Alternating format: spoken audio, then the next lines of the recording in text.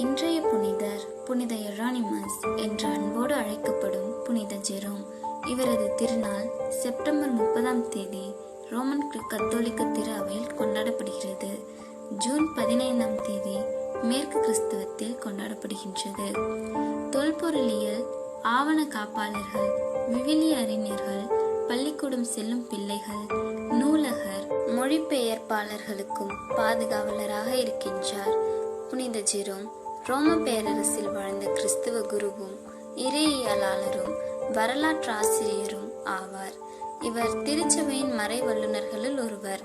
யூகோஸ்லாவியாவை சேர்ந்த டால்மேஷியாவில் 4ஆம் நூற்றாண்டின் மத்தியில் பிறந்தவர் இவர்.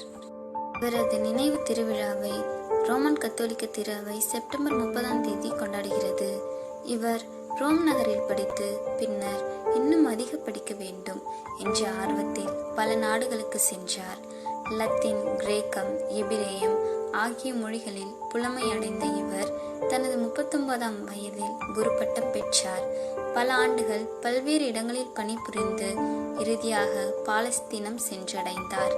அங்கு அவர் 5 ஆண்டுகள் பாலைவனத்தில் வாழ்ந்தார். இவர் லத்தீனில் விவிலியத்தை மொழிபெயர்த்ததற்காக பெரிதும் அறியப்படுகிறார். விவிலியத்தை எபிரேயம், அரமேயிக் ஆகிய மொழியிலிருந்து நேரடியாக லத்தீனுக்கு மொழிபெயர்த்தார். இந்த மொழிபெயர்ப்பு உல்காத்தா, அதாவது சாதனமாக பயன்படுத்துவது என்று அறியப்படுகின்றது.